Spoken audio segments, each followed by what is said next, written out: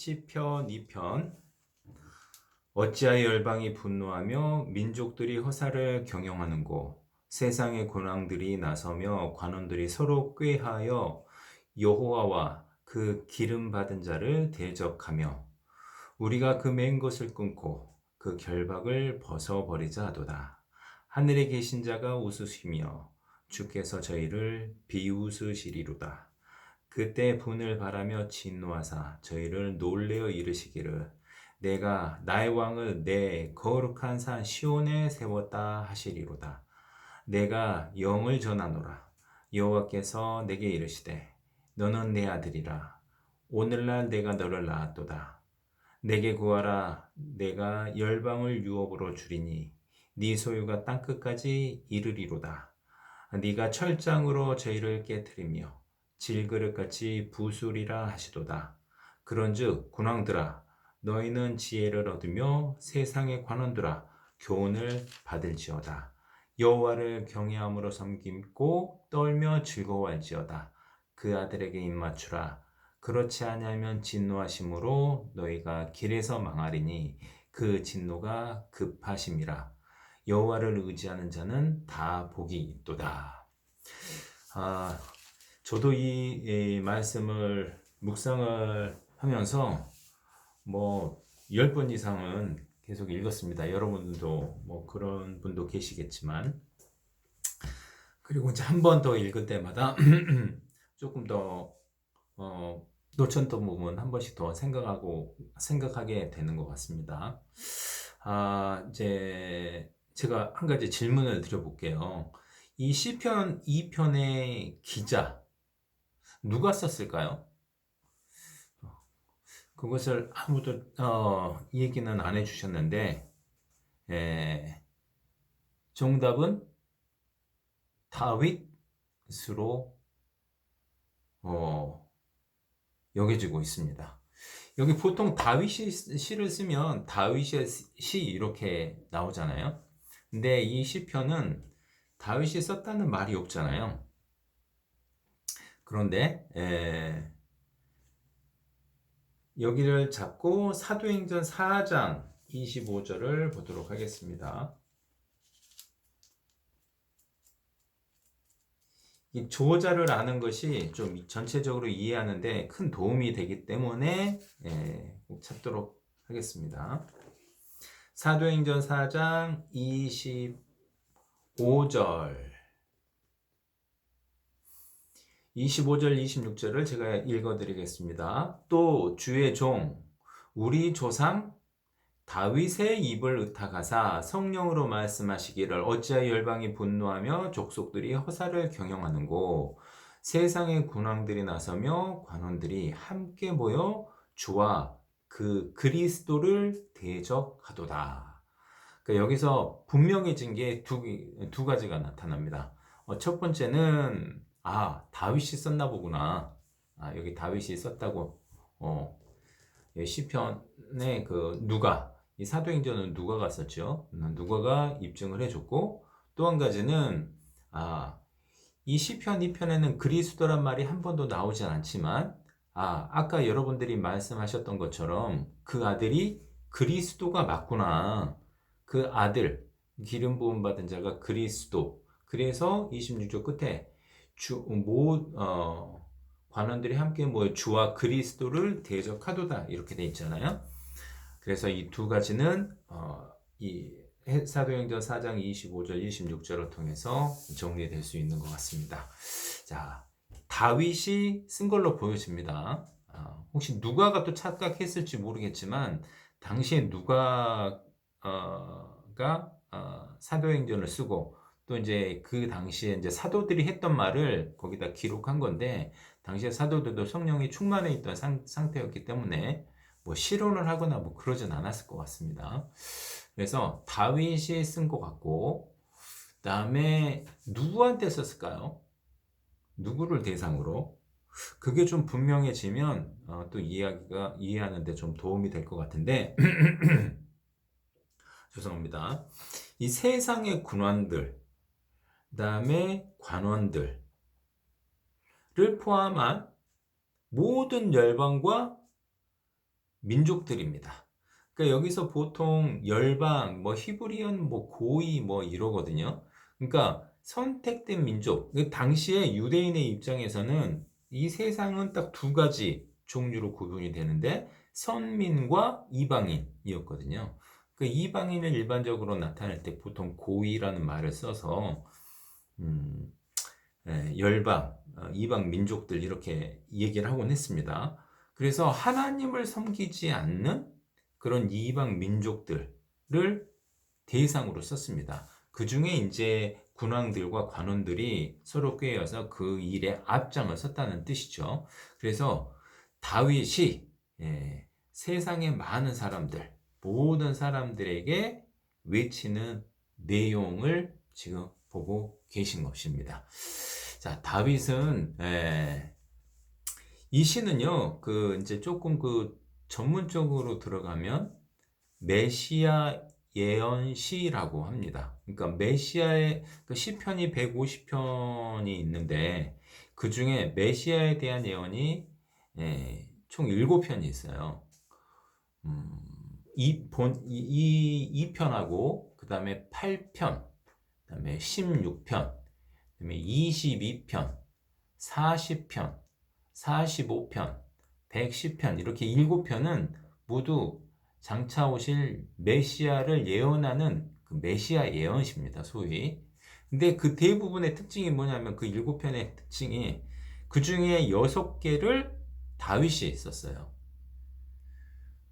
그러니까 간단히 여러분들이 다 아실 것 같아서 간단히 말씀을 드려보면 8장에 보면은 천사보다 조금 못하게 하신 그 예수님에 대해서 예언이 되어 있고 그 히브리서 하실 때 배우셨죠. 그 다음에 16절에 보면 죽지 않고 다시 부활하실 것에 대한 암시, 주의 거룩한 자로 썩지 않게 하실 것이라는 그런 말씀도 있고 22절은 엘리 엘리 라마 사막다니 어찌하여 나를 버리시나이까 하는 말이 구체적으로 아주 그 핍박받는 그리스도에 대해서 아주 구체적으로 나와 있는 게 22장이고 그다음에 40장에 보면은 나를 가리켜 기록한 것이 두루마리 책에 있다. 이런 말씀도 많이 들어보셨죠? 그리고 110편에도 보면 나의 우편에 앉았으라. 그다음 멜기세덱의 반차를 따른 한 제사장에 관한 내용들이 나옵니다. 이렇게 메시아에 관한 시를 쓴 7편 중에 한 편, 그리고 첫 번째 편이 이 시편 2편이다. 이렇게 이해하시고 가시면 좋겠습니다.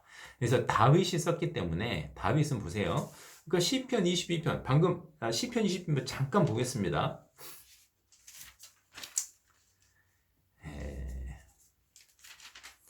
여러분 잘 아시겠지만 22편을 보시면 1절 내 하나님이여 내 하나님이여 어찌 나를 버리셨나이까 어찌 나를 멀리하여 돕지 아니하옵시 내 신음하는 소리를 듣지 아니하시나이까 6절 나는 벌레요 사람이 아니라 사람의 회방거리요 백성이 조롱거리니이다.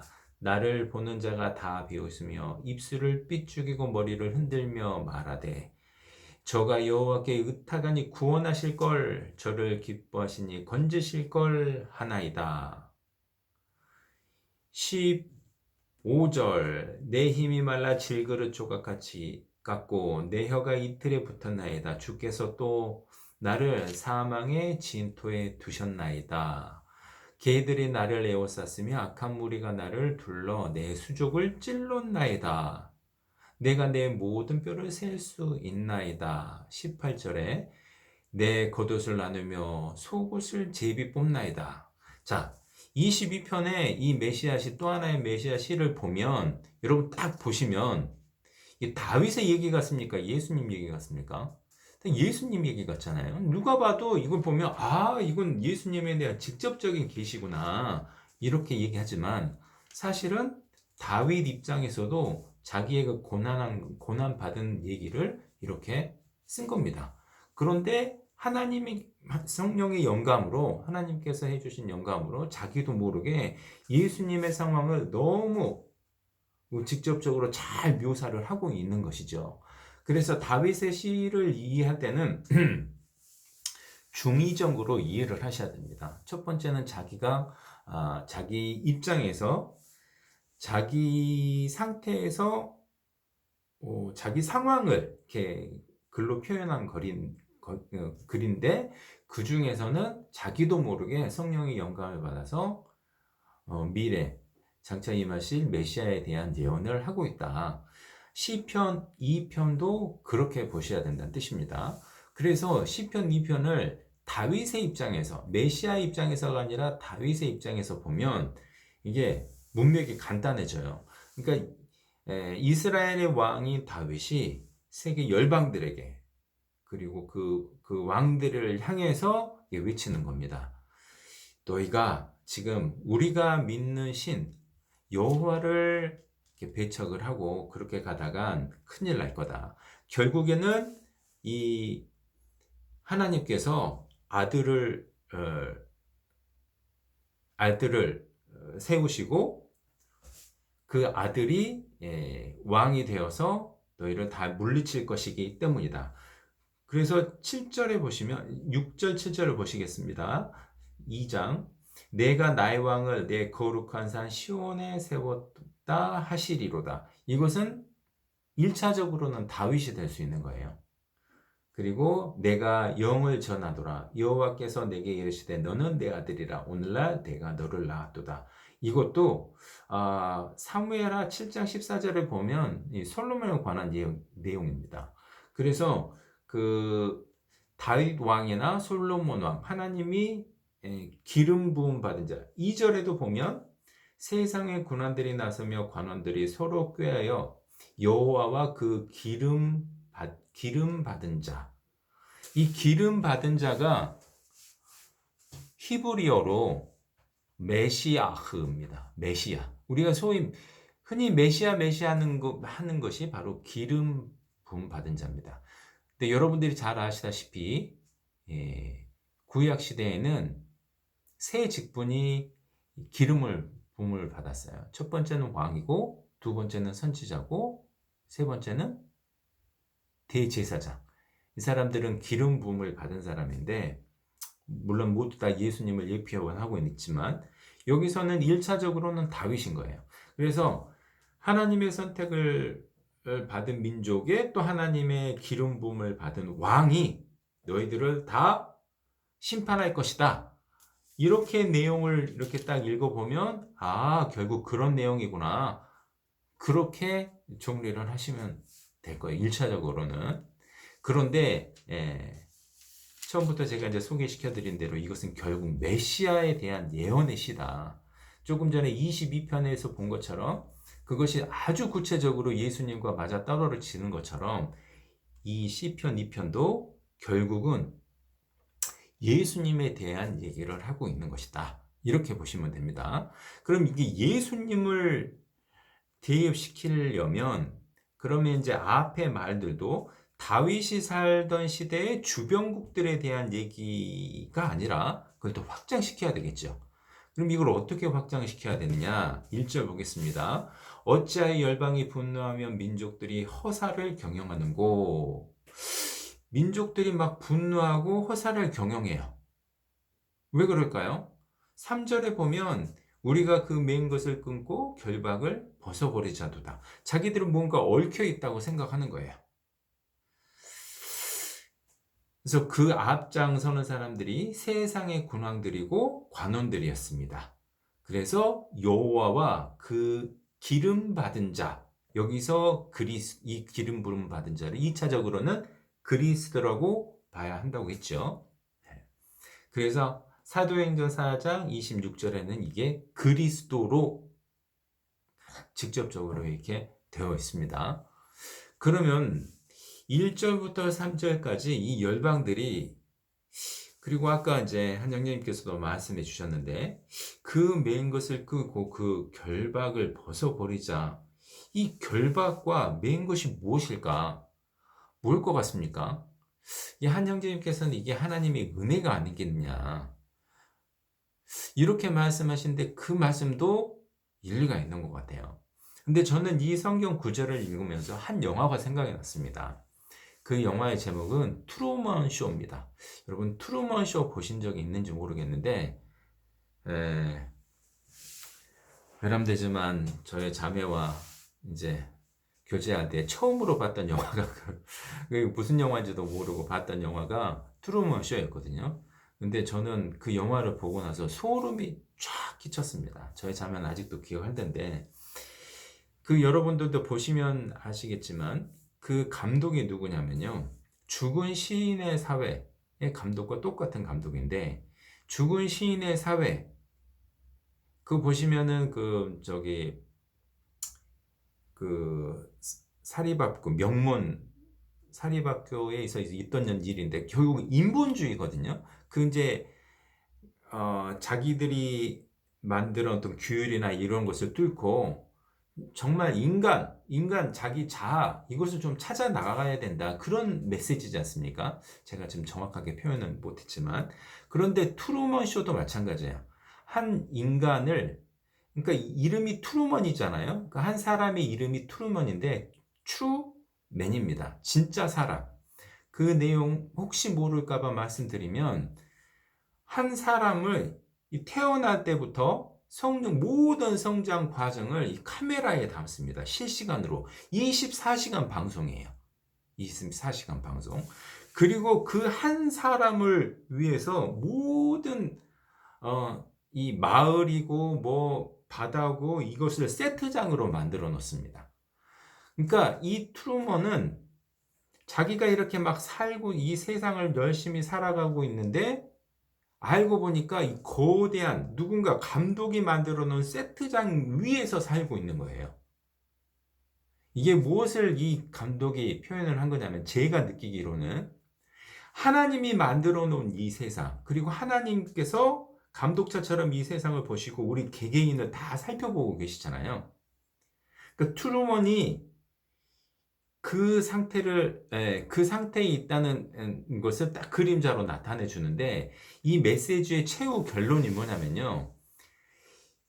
그 무대를 절대 도망가지 못하게 뭐 여행도 막고 바다로 보트를 타고 나간 막 풍랑을 일으킵니다. 결국 그 무대 안에 다시 돌아오란 뜻이죠. 그런데 이 트루먼이 그 풍랑을 헤치고 끝까지 가다가 무대에 그 하늘인 줄 알았는데 가다가 배가 딱 부딪히거든요. 그리고 그게 무대 끝이었어요. 거기 문이 하나 딱 있어요. 그리고 그는 문을 열고 나가버립니다. 그러니까 이 감독자가 만들어 놓은 그 무대에서 나는 살지 않겠다. 자기 진짜 인생을 찾아 나가겠다 하고 딱 나가는 거예요. 근데 그 너무 영화를 잘 만들어서요. 메시지가 그걸 보면 그 감독자 그 트루먼을 칭찬을 안 할 수가 없습니다. 다 트루먼에게 감정이입이 돼가지고 야 우리도 저런 삶을 살면 안 되지. 다른 사람에게 보여주는 삶을 살 것이 아니라 자기 진짜 삶을 살아야 되지. 마치 이런 거 같잖아요. 그런데 마지막에 트루먼이 문 밖으로 나가려고 하는데 하늘에서 음성이 들어요. 감독이었습니다. 디렉터가 너 나가면 안 된다. 너를 위해서 이 모든 것을 만들어 놨잖냐. 그렇게 얘기를 해요. 와, 정말 소름이 끼치더라고요. 이 하나님의 음성을 그런 식으로 표현한 거예요. 자, 이게 무슨 뜻이냐면 우리는 자, 이 세상은 지금 인본주의가 정말 득세하는 세상입니다. 그런데 우리는 절대적인 신본주의로 사는 사람들이잖아요. 여러분, 우리는 우리 자신을 위해서 이 세상을 살지 않고 하나님의 영광을 위해서 사는 사람들입니다. 혹시 이게 동일하지 못하면 다시 한번 생각해 보셔야 돼요. 우리 자신이 천국 가기 위해서 사실은 이 세상을 사는 사람들이 아니고 하나님께서 천국도 만들고 지옥도 만드셨는데 그리고 우리 인간도 만드셨는데 인간 그리고 나 자신을 하나님의 영광을 위해서 만들었다는 사실을 결코 잊으셔야 안 돼요. 우리는 정말 작은 티끌만한 그 피조물에 불과합니다. 우리의 존재 자체가 하나님을 위한 거고 하나님의 영광을 위한 거예요. 이 부분을 정말 잘 이해하신다면 3절에 다시 보시죠. 우리가 그 맨 것을 끊고 그 결박을 벗어버리자도다.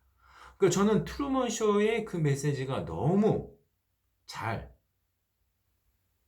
그 딱 떠오르면서 야, 결국 이 얘기를 하고 있는 거구나. 그리고 세상에 많은 사람들, 그리고 여기서는 군왕들, 관원들이라고 했는데 세상에 영향력 있다고 하는 사람들이 거기에 앞장서는구나. 인본주의에 앞장서는구나. 그들 중에는 기독교인이라고 하는 사람들도 있어요. 기독교인이라고 하는 사람들 중에서도 동성애를 옹호하고 그들의 인권을 보호하고 인본주의에 빡 빠져 있는 사람들이 있습니다. 그러니까 그 사람들은 문의는 기독교인이지만 속으로는 인본주의에 꽉 차 있는 사람들이 많아요. 그런데 그런 사람들이 이 세상에 오피니언 리더로 활동하고 있는 사람이 얼마나 많냐고요. 그래서 그런 상황들을 잘 연결을 해보면 저는 그랬다는 뜻입니다. 아, 그런 부분을 여기서 지금 얘기를 하고 있구나.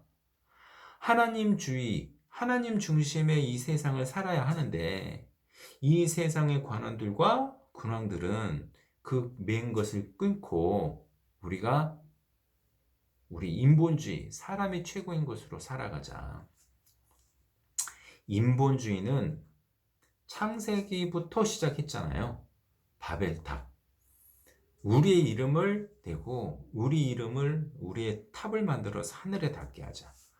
그것은 시대와 장소를 불문하고 현재까지도 여전히 득세하는 사람들의 완악한 마음입니다. 그래서 그것을 표현한 것으로 볼 수 있겠습니다. 그리고 이제 4절 하늘에 계신 자가 웃으시며 주께서 저희를 비웃으시리로다. 그때 분을 바라며 진노하사 저희를 놀래어 이르시기를 내가 나의 왕을 내 거룩한 시온에 세웠다 하시리로다. 자, 하나님께서는 그 모습을 보시고 일단 기뻐하지 않고 분을 바라셨다는 것으로 이렇게 보셔야 됩니다. 4절에 보면 비웃으시리로다. 이거 보면 그냥 연극 배우들이나 탤런트들이 비웃는 그 모습을 상상하시면 안 되고요. 이 비웃음은 결국 5절에 부은에 의한 그들을 처단하겠다는 그런 뜻으로 보셔야 됩니다. 그래서 그러니까 공의로운 심판으로 보시란 뜻입니다. 결국 하나님께서는 공의로운 심판을 준비하고 계신다. 그래서 하나님이 한 왕을 세웠다. 그게 이제 6절에 나오는 내가 나의 왕을 내 거룩한 산 시온에 세웠다 하시리로다. 바로 예수님이죠. 바로 이어서 7, 8, 9절을 보겠습니다. 내가 영을 전하노라. 여호와께서 내가 영을 할 때 영은 명령입니다.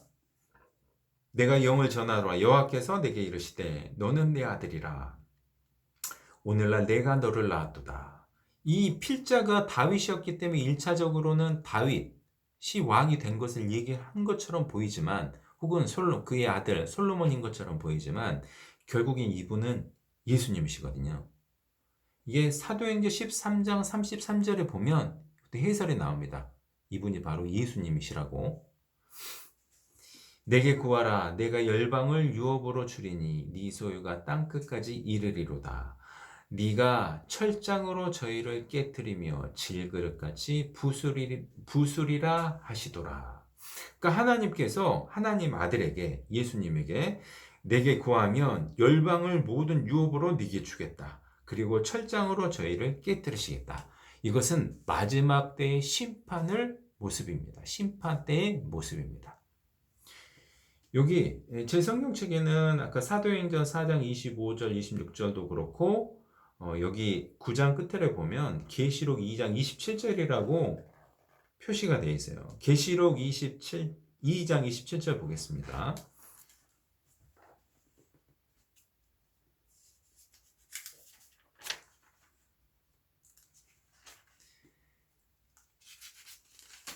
계시록 2장 27절, 26절, 27절 제가 읽겠습니다. 이기는 자와 끝까지 내 일을 지키는 그에게 만국을 다스리는 권세를 주리니 그가 철장을 가지고 저희를 다스려 깨트리는 것과 같이 하리라. 나도 내 아버지께 받은 것이 그러하니라. 이거 조금 전에 읽으신 시편 2편의 말씀을 그대로 인용한 것인데, 예수님이 환상 중에서 요한에게 말씀하신 분이죠. 그러니까 철장으로 다스린다는 얘기는 무서운 심판의 모습입니다. 철장은 철로 된 막대기, 철막대기로 다스리겠다.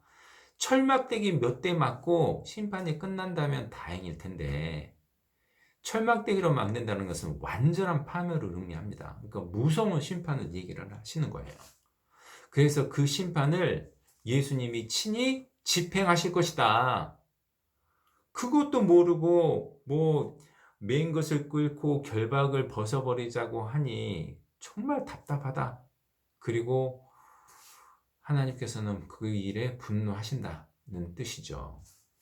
자, 그리고 10절부터 그 다음 부분을 보겠습니다. 그런즉 군왕들아, 너희는 지혜를 얻으며 세상의 관원들아, 교훈을 받을지어다.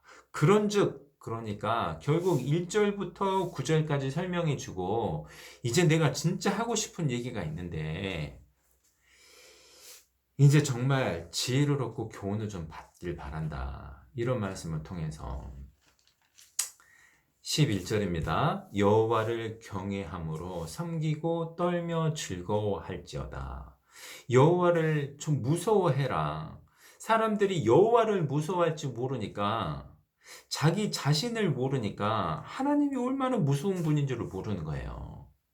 하나님이 어떤 분인지 제대로 잘 안다면 자기는 정말 티끌만도 못한 존재, 벌레만도 못한 존재를 알고 그 앞에서 벌벌벌 떨 수밖에 없습니다. 우리가 복음을 전하기 전에 하나님이 살아계신 거, 하나님이 얼마나 무서운 심판자임을 잘 설명을 해야 되는데요. 성경은 창세기부터 요한계시록까지 계속 심판에 대한 얘기입니다. 하나님이 노아 때도 그렇게 심판을 했고, 이스라엘 민족들도, 자기가 택한 민족들도 그렇게 심판을 했고, 그리고 마지막 때는 최후의 심판이 남아있고 백보자 심판이 남아있다. 결국 계속 하나님은 심판의 하나님에 대해서 계속 얘기를 하고 있는데 사람이 모르잖아요. 진짜 하나님이 심판의 하나님이라는 걸 알면 우리는 그 앞에선 죄인이고, 죄인으로서 하나님을 무서워할 수밖에 없습니다. 그러니까 경외함으로 하나님을 섬겨야 되는 것이 너무나 당연한 겁니다. 떨며 즐거워할지어다.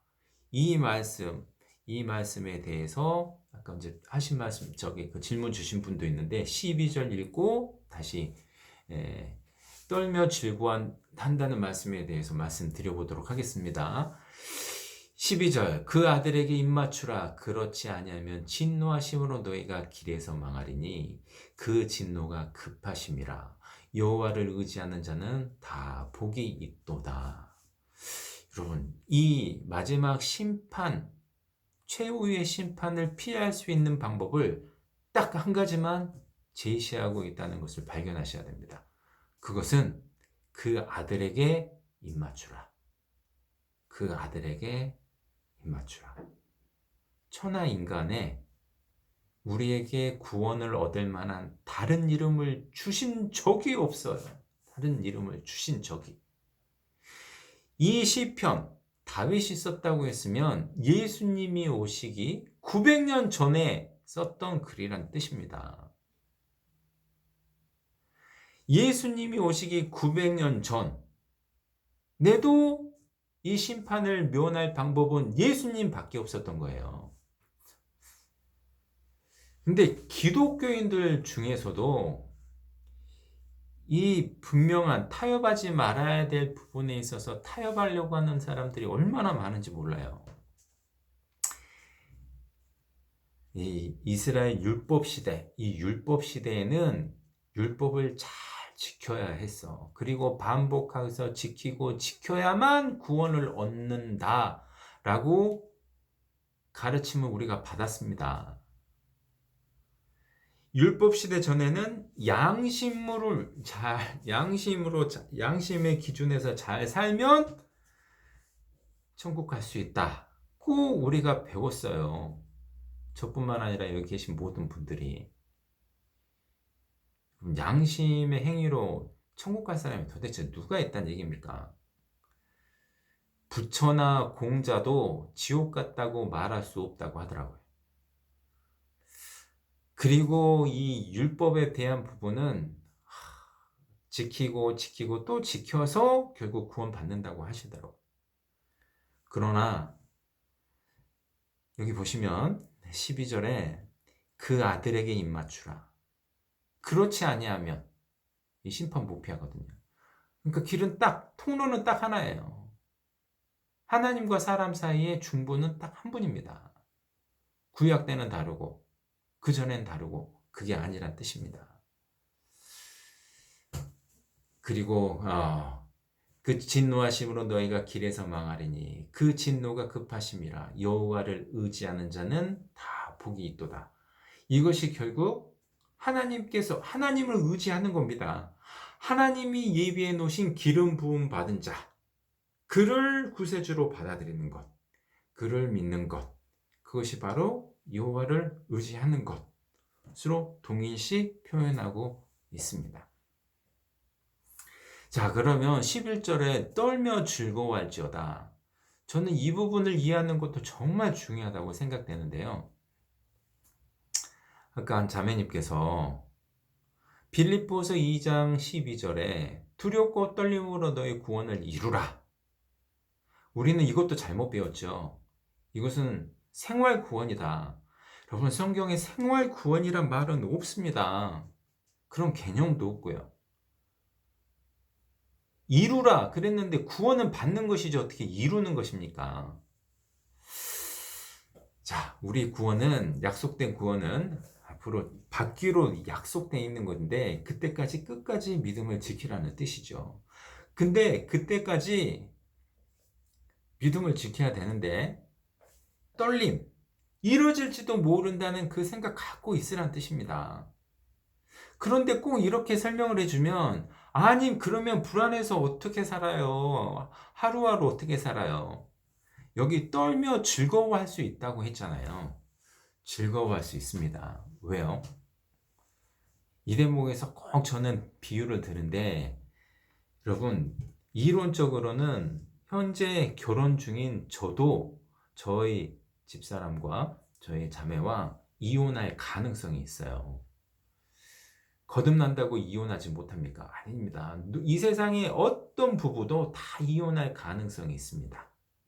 그런데 우리는 절대 이혼할 가능성 없어. 이렇게 살다 보면 자기도 모르게 그릇된 일을 하거나 또 상대방을, 배우자를 가볍게 여겨서 오히려 이혼으로 가게 될 수도 있습니다.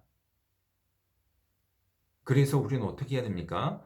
평소에 배우자의 인격도 존중하고 그리고 자기의 본분도 남편으로서 아내로서 그 자리도 잘 지키고 그럼으로써 나도 실수하면 세상에 유혹거리가 너무 많잖아요. 외도할 가능성이 널렸잖아요.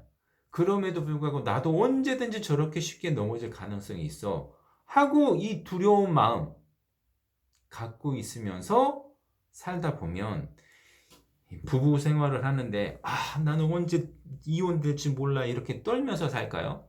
그렇지 않습니다. 오히려 그 경건의 마음, 그 다음에 근신하는 마음을 갖고 있으면 즐거움으로 살 수 있다는 뜻입니다. 저는 아담도 그랬을 것이라고 봐요. 하나님께서 아담에게 선악을 알게 하는 그 나무, 저걸 먹으면 정령 죽으리라. 그럼 아담은 맨날 이렇게 떨면서 살았단 얘기입니까? 하나님이 그렇게 안 만들어 놓으셨을 거잖아요. 저 나무를 먹으면 나도 죽을 수 있어. 이런 경계심을 가지면서 죽음에 대한 경계심을 가지면서 하나님께서 허락하신 그 평안함 그것을 얼마든지 누렸을 수 있을 것으로 생각합니다. 여기 성경 구절 한 구절 찾아보겠습니다.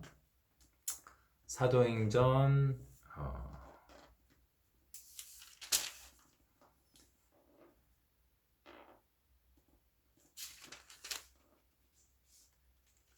몇 장이었더라? 갑자기 생각이 안 나네.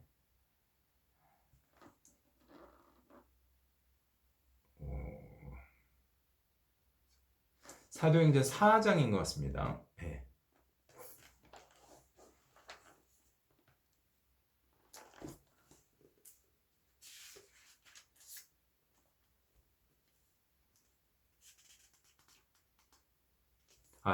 사도행 죄송합니다. 9장인 것 같습니다. 9장. 네, 맞습니다. 9장입니다. 9장 31절.